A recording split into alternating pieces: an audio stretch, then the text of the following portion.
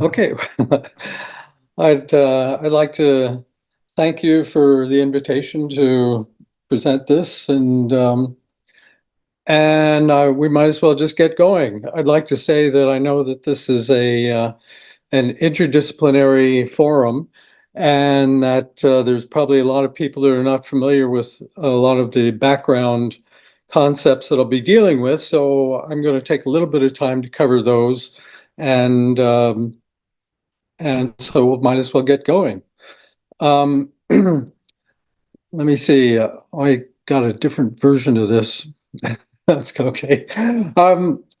I wanted to start off by saying the secret societies are tribal secret societies, not modern ones, but ones in traditional societies are things that people are not very familiar with, especially archaeologists, but anthropologists have been studying them for over 100 years, and that they are really an overlooked aspect of traditional societies. They constitute some of the most powerful and most important, um, uh, some of the most important things that these societies had. They had the pomp and the ceremony, they had the power, they had the displays. It just goes on and on and on. I could spend a whole afternoon talking about them. Um, so the topics that I'm going to be covering in the next little bit is that this is an interdisciplinary kind of study covering anthropology, archaeology, psychology, science, political science, art, religion, economics, etc. And then I'm going to be talking about some of the background information um, to this study, especially focusing on simple versus complex societies, hunting and gathering societies, and the big question concerning them. I'll also be talking about some of the definitions and the assumptions, and talk about the ethnographic uh, example of the Hamatsa from the Northwest Coast here, and then touch on the characteristics that seem to be complex adaptive system characteristics in secret societies. And then also mention that these really are sort of a stepping stone to the state and world institutions concerning religion, especially. So, some of the essential background for those of you not too familiar with archaeology is that we've got cultural remains, material remains going back over 2 million years. And for the first 2 million of these years, we see very little change. Everything is about as simple as you can get for human societies, small groups, egalitarian, lots of sharing, no hierarchies or roles that we can see, no wealth differences. It's just the essence of simplicity, and the rate of change is very, very slow, especially technological change, which is what we have. But around 30,000 years ago, we see the first indications that this is changing into more complex, more dynamic kinds of hunting and gathering societies. This picture down at the bottom, I mean, the one on the right is sort of a typical hunting and gathering society in Southern Africa, very egalitarian, minimal material.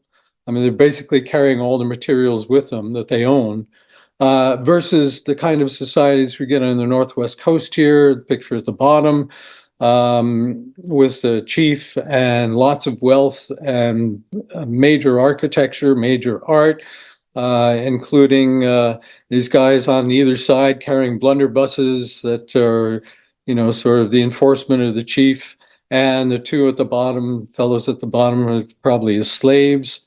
So those are that's the gamut that we're looking at. Why we go from this simple situation that lasts forever to this very complex situation.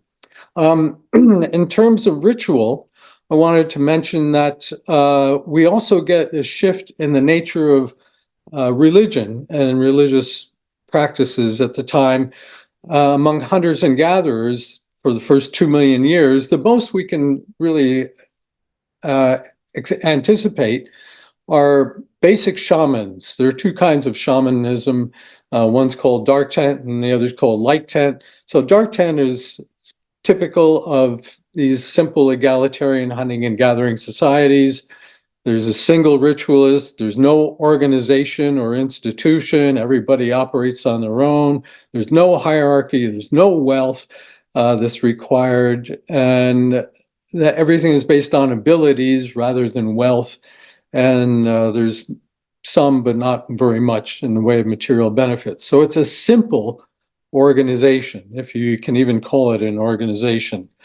So that changes. That's the first 2 million years. What we get after that are these secret societies. So what is a secret society? Well, it's been defined in simple terms like this as an association in which membership, or at least the membership in upper ranks, is exclusive, it's voluntary, not everybody has to join, it's limited to select people, and it's associated with some sort of secret knowledge, usually supernatural secret knowledge, that is portrayed as being necessary for the well-being of the community. Okay, so my interest in secret societies has been part of this larger question of why we go, how and why we go from simple hunting and gathering societies to more complex forms of hunting and gathering. And this has occupied me for 20, 30, 40 years, I guess. And I've sort of couch this in the framework of what I call political ecology, basically how surplus resources are used to benefit people. And the key factors that I would like to focus on, which I have focused on in the book on secret societies, is that we're dealing with self-interested agents, which I call aggrandizers. And to give you a little bit of background about this, they're usually considered as something less than 10% of the population, but they're very important. As Margaret Mead is supposed to have said, never forget that a small number of people can make great changes in societies. Well, she had more idealistic people in mind, I think, than aggrandizers, but it's still true. So just to give you a little bit of background on this conceptual framework, what I'm doing is trying to view human populations as representing a variety of traits like being superstitious or rational, altruistic or selfish, gullible or skeptical. And as these traits being two extremes of a single dimension that exist in sort of a normal curve, as we see here.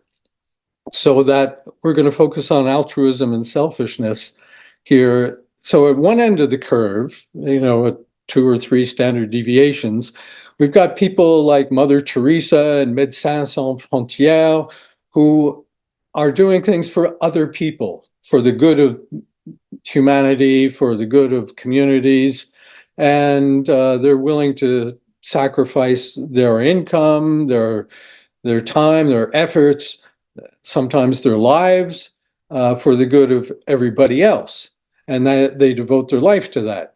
On the other end of the spectrum, we get totally self-interested people that verge into the sociopaths and psychopaths, beyond the third, at 3 sigmas there. And these are the people that I'm really focusing on, people that are in the self-interested end of the spectrum. Most people, most of the time, want to do things for themselves, but they don't mind helping other people as well, contributing to charities and things like that. So we get this spectrum, but it's the people at this far end, the self-interested end, that keep on pushing for their own benefits, and they don't let up. And we can think of a number of political figures in our current situation that epitomize this kind of individual. At any rate, so that's one of the major tenets, is that these people are really drivers for a number of changes, including secret societies that take place. The other thing we want to look at, the other major concept, background concept, is that we're dealing with limited versus abundant food resources. The food resources for the first 2 million years are generally considered to be limited, fluctuating, etc., and therefore generate egalitarian societies that have widespread sharing, etc. On the other hand, when you get abundant food resources, that is when we start getting more individualistic kinds of orientations. People are allowed to pursue their own self-interests to a greater degree. And key to this is the ability to produce surpluses, and surplus food in this case. So I want to emphasize that fire and food surpluses are really the first form of energy to be used beyond subsistence needs. Fire is difficult to turn into social or political advantages, but food surpluses can be used in a wide variety of ways to enhance one's self-interests. And we'll talk about that in a second. And if you can harness food surpluses for your own benefit, this creates a positive feedback spiral that, combined with competition, which results in the fact that there's never enough surplus to satisfy competitive needs. Once you get people competing over wives or marriage partners using food surpluses, whoever can pay the highest gets the best marriage partners. And there's no end to that, the ability to increase payments. And so I focused on strategies that are used to employ surpluses to acquire benefits. And that's basically feasting and the creation of debts through feasting, the creation of marriage prices, the manipulation of warfare and alliances, and then the last leg of this exploratory program of research has been looking at secret societies. So that's the basic background here. Okay, so we know that secret societies are this special kind of elite organization, and as I would like to argue, is that basically the function is to promote the members' self-interests, and that they use hierarchical control of ritual knowledge, claiming that this gives people power over the environment, over people, over the cosmos. So those are the claims. The problem is how you convince people of those claims, which may relate to the previous speaker's talk, because people have their private belief system, and everybody's got their own private belief system versus the publicly acknowledged belief system, or the acquiescence to claims to power. In these societies, recruitment is usually based on wealth. That is, you have to pay very high prices to get into them, to be initiated, and even more to advance in the hierarchy. They use public displays of power and success to recruit members. They find various ways of acquiring surpluses from the community. these secret societies do not own any resources, right? Except ritual knowledge, and also ritual paraphernalia. But they don't own any production surpluses like food. They get this from other community members in various ways, and paying for high initiations is one way, paying for other services, healings, making sure the sun comes up, the rain comes, things like that. Those are also ways of acquiring. And then they levy for ceremonies and rituals, etc. Another important aspect of these secret societies is that they, up until now, up until in egalitarian societies, the most important position that you can hold is that of a kinship head. So the elder of a clan or a lineage, and a member of a community. And those are pretty limited. Being a member of a kinship head, you don't have control over anybody else except who's in your kinship group, your family, your lineage, or your clan. And that's a limiting factor. Power does not go beyond that. Being a member of a community is usually not very important. You can leave the community and go join another one if you like, in these simple hunting and gathering societies. In the complex hunting and gathering societies, when we get secret societies all of a sudden start taking members, leading members of different kinship groups and bringing them together in a single organization, so that you're including a number of kinship groups and even a number of community groups. These secret societies have chapters in different communities, and they all participate in each other's rituals, the people that belong to the same secret society. And so that this really represents the first institutionalized organization that we have evidence for, or that we know of, beyond kinship, okay? And I should have mentioned that so this is a pretty important step. And should have mentioned that under the means that are used by these societies, they use a range of means, including persuasion, pressure tactics, public displays of supernatural powers. They also, and for people that aren't convinced by those, they also use intimidation and coercion. There are constant threats of killing people for transgressions, for revealing secrets, and according to the ethnographies, those were carried out a lot of times.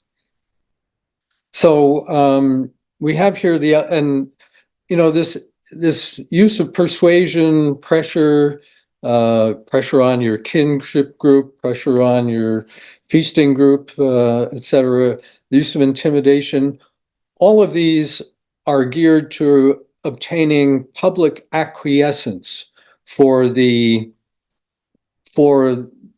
operations, the requirements, the ideology, and the rituals that secret societies are promoting.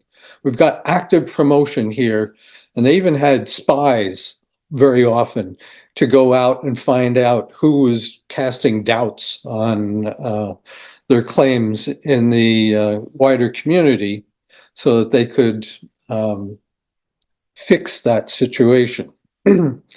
So, what does this translate to on the ground? The Hamatsa Society is one of the main ones that has been studied, especially in the Northwest Coast here. Franz Boas, back in the 1890s, was studying this. And how are we doing for time? And so I thought we'd talk about it just for a minute, especially being on the Northwest Coast. So the Hamatsa means cannibal. And so the idea here is that we start off with some probably original myths about there being cannibal spirits out in the forest. So you don't want to go out into the forest alone. Um, and what the secret society, the members of the secret societies have done is create this, use this traditional myth and bring it into reality. So they start telling people that in the community that these cannibal societies are out, the cannibal spirits are out in the woods, and they threaten the community. If they get into the community, they'll start eating people and destroying society, destroying the community. And so they have to be controlled. And, you know, you start with this ideology, this elaboration on the traditional theme. And then what you do is you get young people to be recruited, or young people that want to become members of the society, and you put them out in the woods all alone, on their own, for months at a time, on a starvation diet, so that after a few months, they are delirious with hunger and probably delirious period. And then they bring them back into the community, where these guys wreak havoc on the community. They go around busting up furniture, houses. In the rituals, they start off biting people and sometimes removing pieces of flesh from people. And all of this is arranged, by the way, ahead of time. And then this is a demonstration of what can happen when you unleash these powerful spirits in the community and when you don't control them. So what the secret society members do is they then step in after this demonstration and begin to tame this wild initiate. And they gradually bring him back into a normal state. And you see these cedar rings that are around the individuals that are kneeling beneath the entrance of this wild man. These rings show that they have been initiated and that they have control. They know how to control these wild spirits, the cannibal spirits. Ham, by the way, means hunger, or eat, ham, eat. So this is the demonstration of the power of the secret society membership, that they can control this. And behind this, because they've brought back this person into normal existence, behind this, there is the threat that if the secret society members and their rituals are not supported by the community, that these powers will be unleashed, and that they won't be able to control. You know, they'll say, well, we just can't do anything anymore for you. And so they basically unleash these cannibal spirits. I mean, that's the threat. And you've just seen what can happen from the demonstration of what happens when these guys come into the communities. So that is the leverage that they use for extracting surpluses from the community, for getting acquiescence to their ideology, et cetera, et cetera, et cetera. Okay, some of these tactics have not changed too much since the inception of secret societies. At any rate, so that is the way these secret societies operate. They always claim that they exist for the good of the community, that they are doing what they can to protect the community, but that they need community support. They need a lot of resources to get the proper paraphernalia, et cetera, et cetera, et cetera. So hopefully you have some idea of how these operate. We can now look at, you know, what secret societies, how they might be considered similar to complex adaptive systems. And I just want to emphasize again that going from the egalitarian hunting and gathering state to the what I call the trans-egalitarian state, with inequalities in wealth and social roles and everything else, that this is a big jump, that there's a lot of pushback that you can get if you just try to claim power in communities, in egalitarian communities. People don't put up with this stuff just because somebody says, I've got supernatural power. You've got to have these kinds of demonstrations and threats, and also the power in the people in power that have the most power in communities to back it up. So they only really start appearing in these more complex hunting and gathering societies. In simple hunting and gathering societies, too much pushback. They're too egalitarian. But when we get into complex hunting and gathering societies, we start getting private ownership,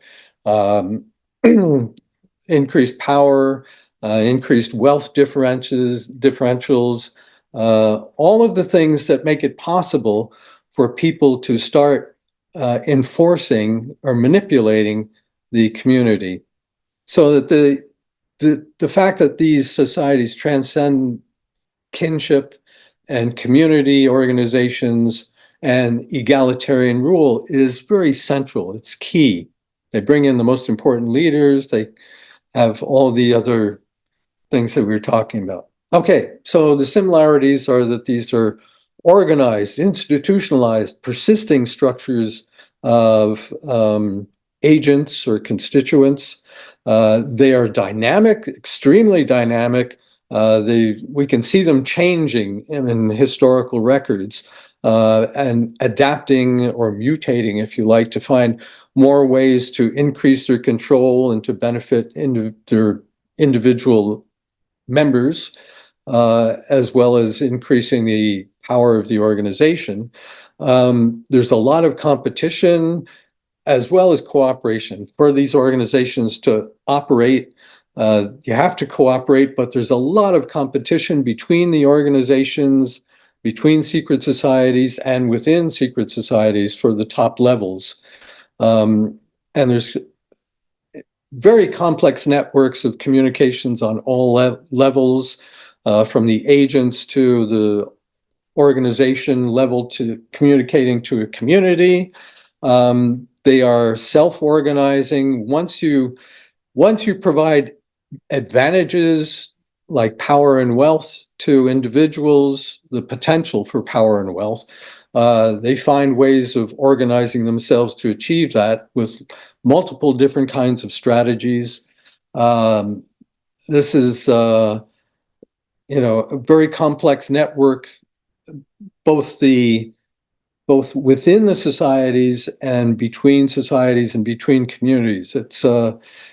It's extremely complex. And none of the outcomes are strictly predictable. They threaten people with killing them if there are any transgressions, but sometimes they can, if they see that it's to their advantage, if somebody transgresses or finds out their secrets, they'll initiate them right on the spot. Once the wealth is acquired. So we never know exactly how those outcomes are going to play out. Oops, sorry. And once again, I'd like to come back to this photograph. I mentioned those rings, those cedar bark rings that are around the necks of the initiates. Well, we have the chief here. There's so much information in this picture. We could talk for an hour about everything involved here. But what I want to point out is this boy with the chief with his hand on his son's shoulder, and the boy has an cedar bark neck ring, showing that he has already been initiated into the secret society, perhaps at a very low basic level, but this is being the chief's power and wealth and membership in the society is being transferred to him as well. So what I'd also like to mention here is that I think, I think a very strong argument can be made that the Paleolithic painted caves in southwestern France that go back to 20 and 30,000 years ago 10, 20, 30,000 years ago. I think that these were all part of secret society ritual centers, and that they were created by secret societies in order to basically initiate people and to induce altered states of consciousness into their initiates, which is one way of convincing people that they really do have supernatural power, and that they can contact supernatural entities, because these are accompanied by visions and mental transformations. There's just so much we could go into about this. I just came out with an article in Autoraten that talks about the role of secret societies in creating art and sophisticated art traditions like the ones we get on the Northwest Coast. The masks on the Northwest Coast are almost all made by and for secret society rituals, where they bring the spirits down to earth, and as the demonstration, they parade these masked entities in front of people. And the ideology is that these are the actual spirits, and that anybody that questions that is open to sanction. Sort of like the story of Santa Claus. Probably most people can realize that these are just masks being worn by people, but the official official doctrine is that they are the spirits themselves. So that, and we get a lot of these ideas of transformation. You can see on the left here, from the Upper Paleolithic, the what I call power animal focus of secret societies. They usually adopt as portrayed on these cave walls, the hidden context. There's so many things that line up and that say secret societies to me that I think there's a good case to be made. So, and the last point I want to make here is that there are a lot of similarities between secret societies and subsequent religious developments into state or world religions. Before we have shamanism and maybe ancestor cults, but the first real religious institution are secret societies. And we see all the basics being established there. We don't have leaders that are supernaturally endowed. They've just gone through the rote memorization of all the liturgy that's necessary, the rituals. They don't have to have any specific abilities. And so they become the clergy, they become priests. The members are exclusive, they're voluntary, they're etc. It's very hierarchical structured. They're all focused on the supernatural forces and these claims that these supernatural forces have to be controlled or contacted in some way to control them. They all have close ties to political powers, including the tribal secret society members, which are usually the clan chiefs and the people with the most kinship power in the communities. And then all these institutions have power and wealth benefits, and they all have public displays of profane and arcane powers, together with private rituals for the highest initiates only. So we have the aspect that says private versus the public. So in conclusion, what I'd like to suggest is that we need surplus food production to underwrite these secret societies, and that's only been possible in the last 30,000 years in special locations like southwestern France. After that, as technology develops even more, especially with ability to store food, the surplus food production becomes more and more widespread throughout the world, so that by the initiation of agriculture, there's lots and lots of places in the world after agriculture that can produce food surpluses. And I want to emphasize also that these basic changes are not the result of agriculture. These basic changes happen with complex hunting and gathering societies, including the inequalities, the private ownership, the hereditary aspects, the production of surpluses, et cetera, et cetera. And that agriculture comes in after all these changes have taken place. And what it does is really enables people to extend, to amplify all of these basic changes and include lots of other sources of energy besides food, including fossil fuels and wind power and solar power, et cetera. So it's all a big amplification of what this basic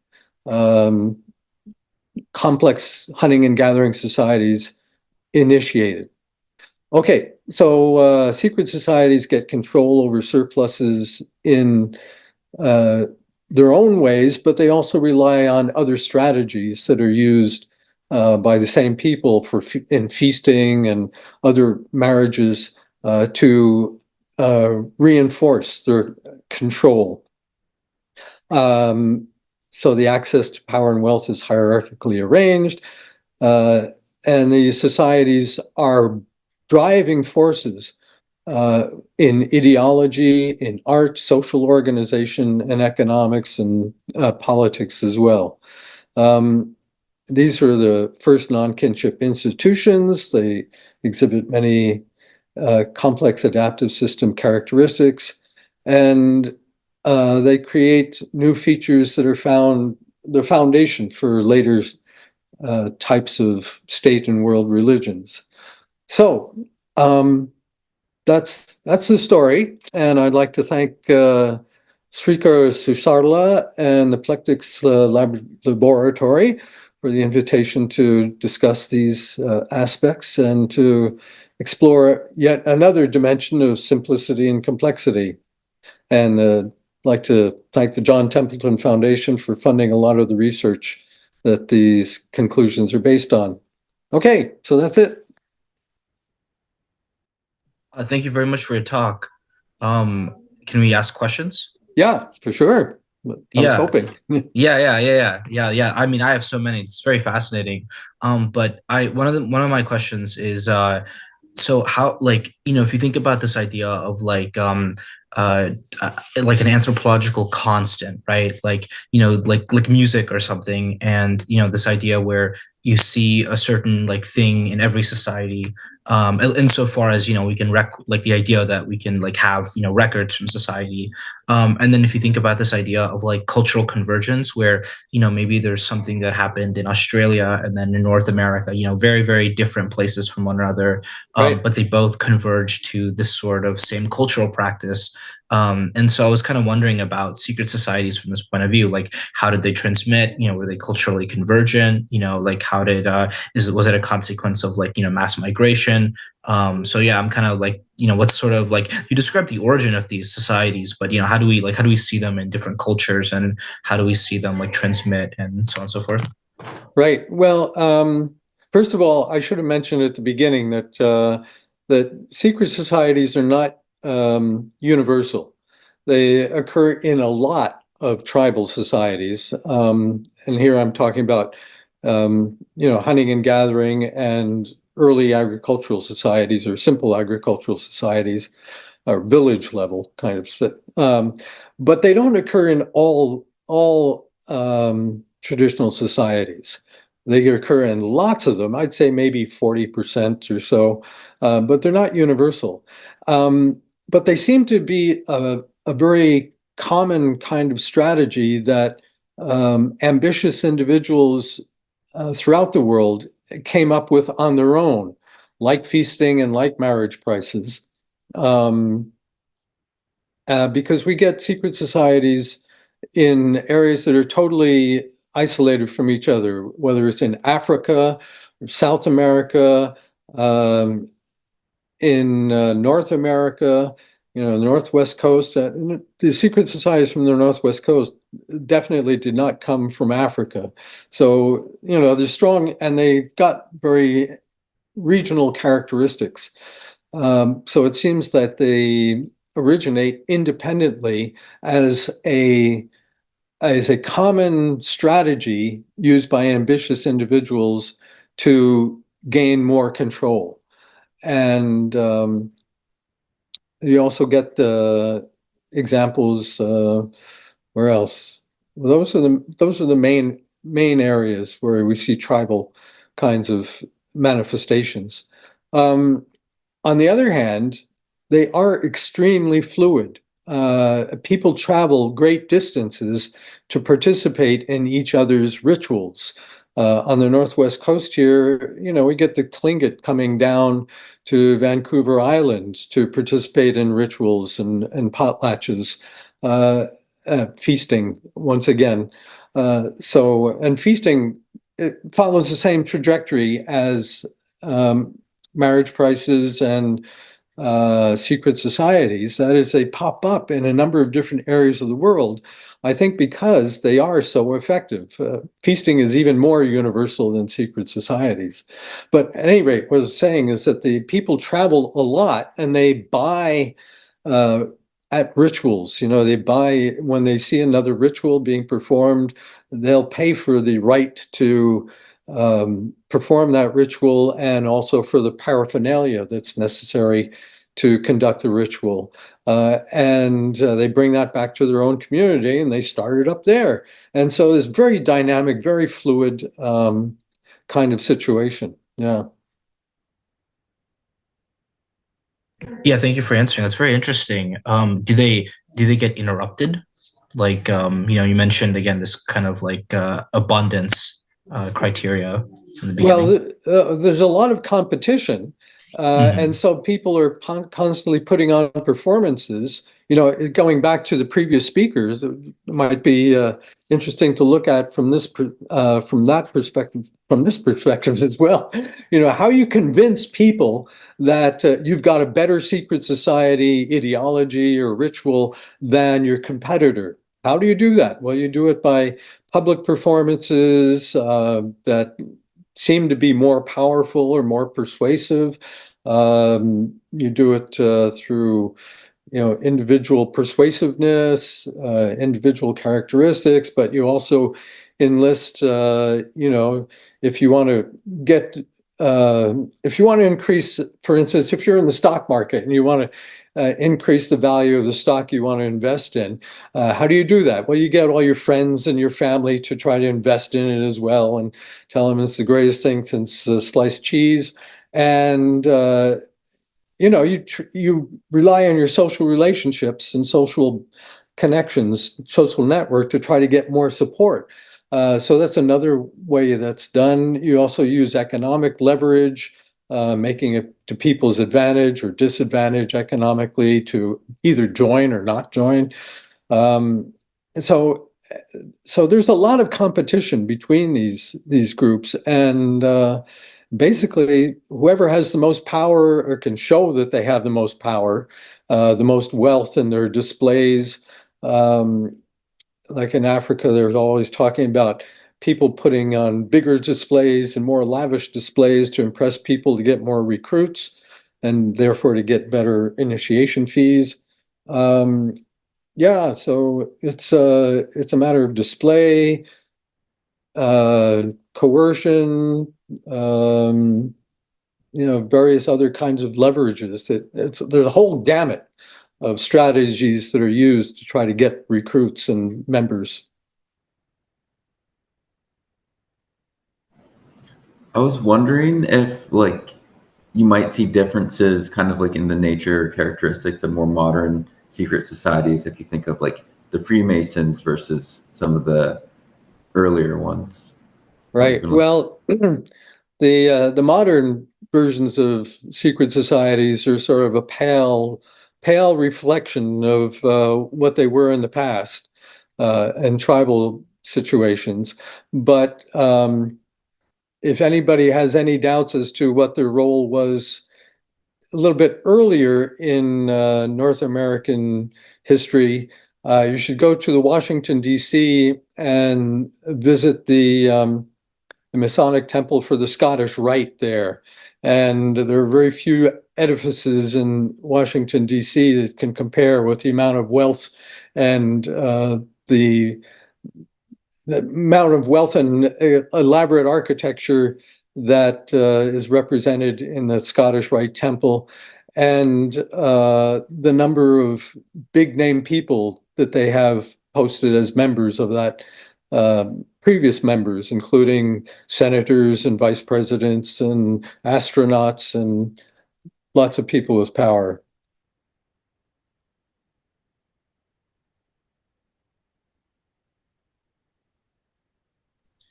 I was wondering about the sort of relationship between initiation rituals and secret societies. In particular, it seems to me like most secret societies would have initiation rituals, but also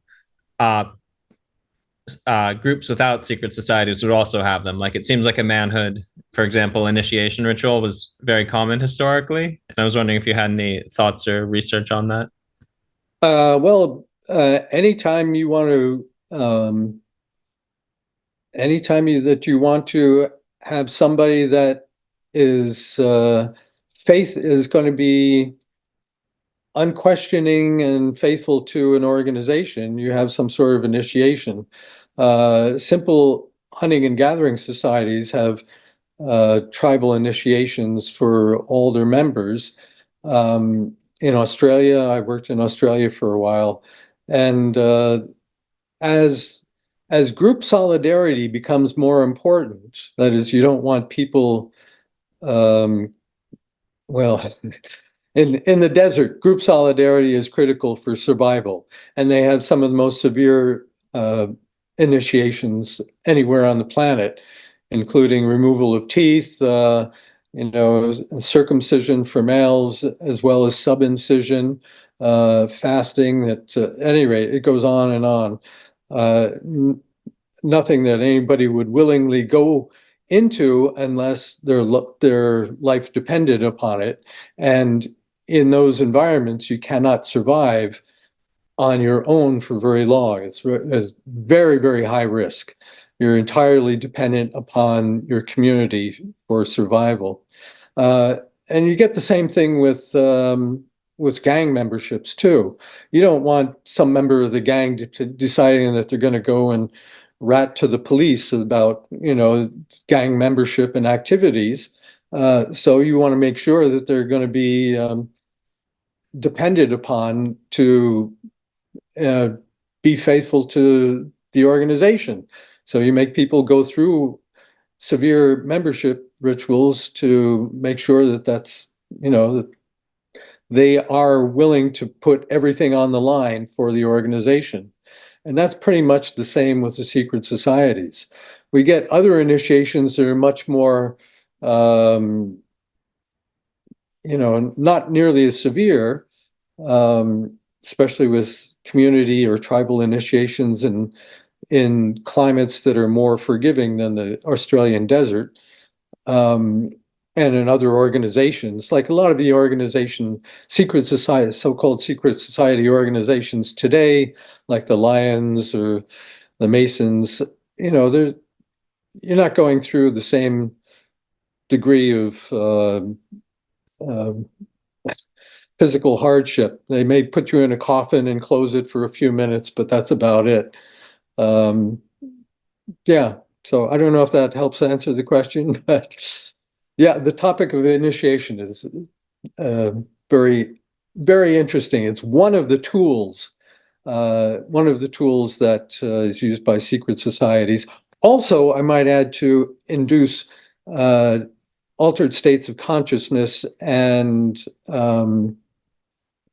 sort of experiences that could be called sacred experiences that help to reinforce their claim that they have connections to the supernatural. They know how to connect to the supernatural, and that they have influence in supernatural realms.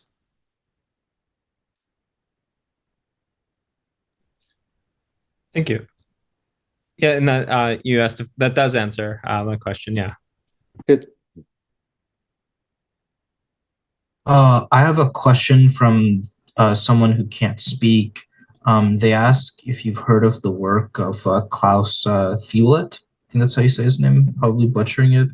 He wrote a book called Male Fantasies. I don't know if you've heard of that or if you. No, I'm not familiar with that. No. Okay. Another question from the audience who can't speak is they were asking about counterexamples, like basically like places where maybe you think that secret societies could form, or maybe it was fertile for them to form, but they just didn't form. And so, do you have any counterexamples off the top of your mind or something like that? Well, yeah, there's on the Northwest coast, they don't seem to have gotten into the far north in Tlingit areas.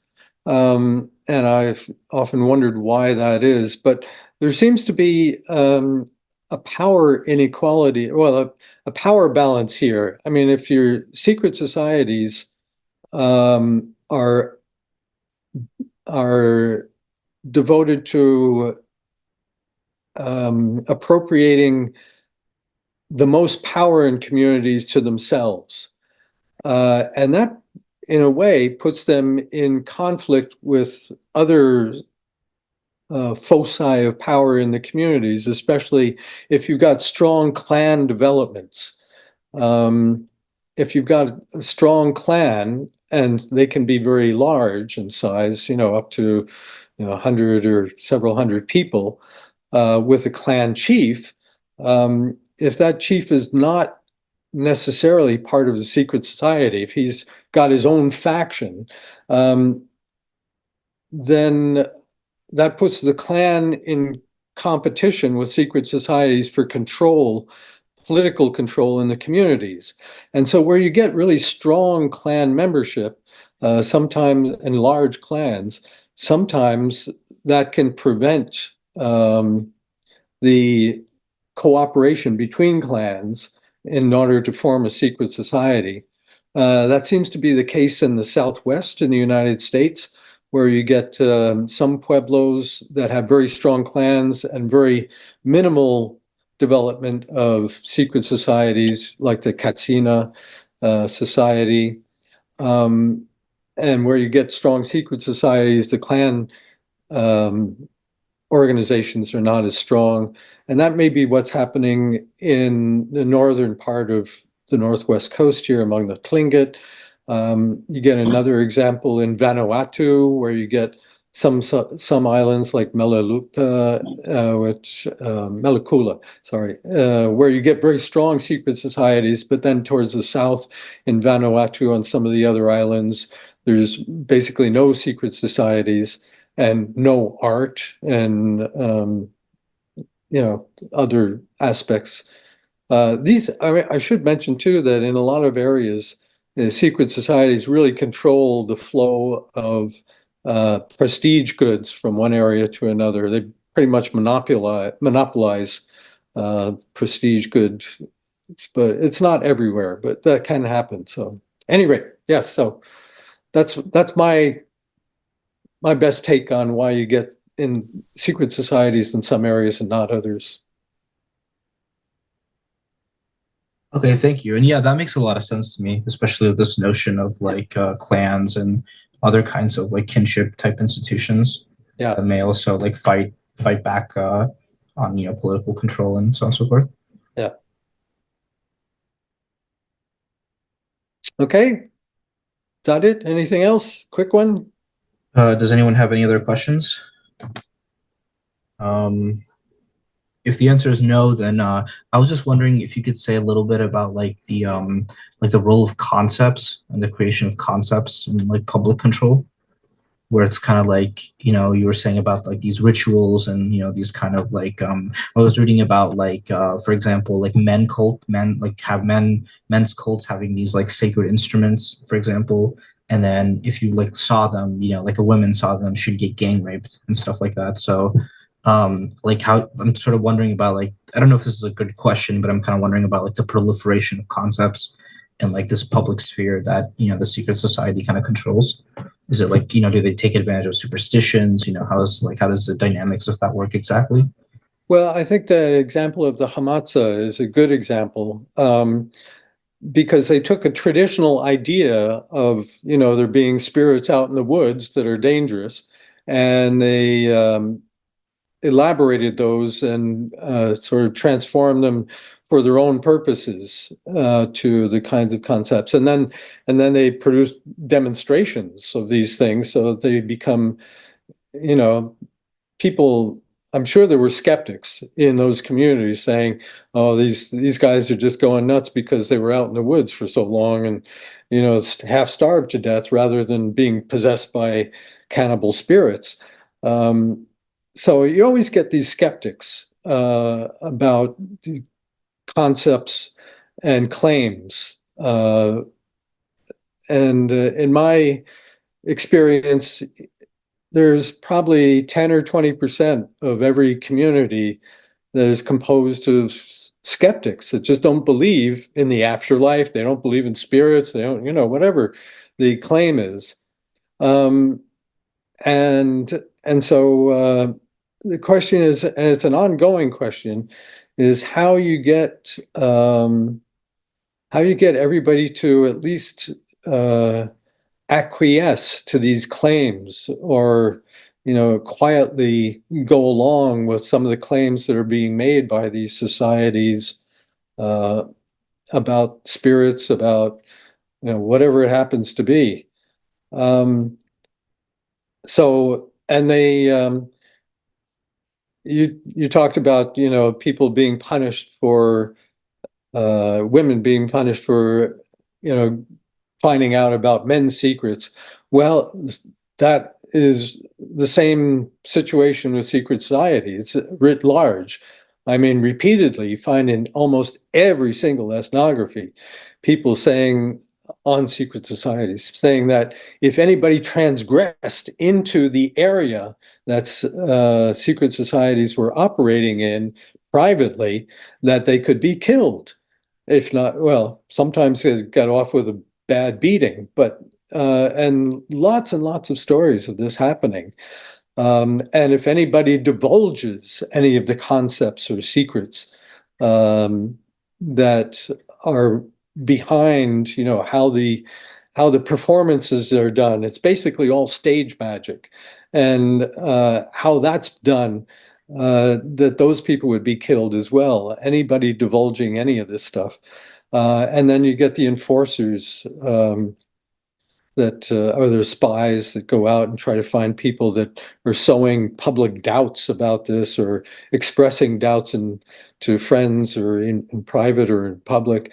And those are also targeted. So we get a lot of enforcement to make sure that there's compliance to secret society ideology, the concepts that they're promoting, as well as the requirements for contributions to the rituals and support for the organization. So, and how those concepts are developed, well, they just dream up, what they think is going to be most effective and most important, and they start promoting them. And people that don't accept them, they put on performances that embody these concepts, um, empower animals, the ability to transform. Like some of the secret societies, a lot of the secret societies talk about the ability of members to be transformed into weird jaguars, or into alligators, or into lions, or really dangerous animals, and into bears. And then they go out and they can kill people, especially people that have been sowing doubts about the secret society. But the whole concept of being able to transform yourself into these other animals is, you know, well, you promote the idea, and then you sometimes find evidence of these transformations having taken place. The weird jaguar, the weird wolves of Europe, all of that stuff comes from these kinds of contexts. Yeah, thank you very much. Yeah, that was really, really informative. I've always like sort of wondered, because again, how because concepts are sort of like, historically informed, right? People kind of you couldn't really think about the iPhone if the iPhone didn't exist. And so it's Yeah, very interesting to me where and how and these concepts come from, how they're appropriated, and polemics, how they're appropriated in politics, and so on and so forth. right. Yeah.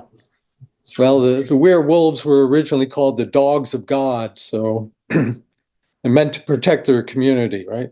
So. Mhm. Yeah, does anyone else have any other questions? Yes, I think I have a follow-up to this, right? There was this article by Julian Assange a couple years ago, right? I think it was a blog post actually, where he talks about like his notion of how to break up conspiracies, right? And the thing that he was trying to get at was like by creating WikiLeaks, he can set up this like website where like people anonymously like give him information, right? And he will leak it. And in this sense, this will like destroy the sort of like trust that these like conspiracies rely on, right? Do you, this is like an effective way to go about like dismembering some of these like secret societies? Yeah, well, that's why they have their spies out, and that's why they kill people that publicly um, express doubts about the claims of the secret society. Exactly the same thing. It has a good analogy between contemporary leaders in the United States trying to suppress Julian Assange for leaking information that they're supposed to be secret. So because it undermines their legitimacy, undermines their authority, and people, won't support them anymore. So it's exactly the same. Yeah.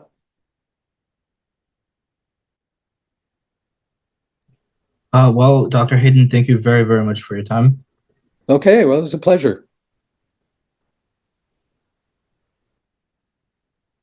If anybody's interested, I hope you get a chance to look at my my study on the secret society. So, okay.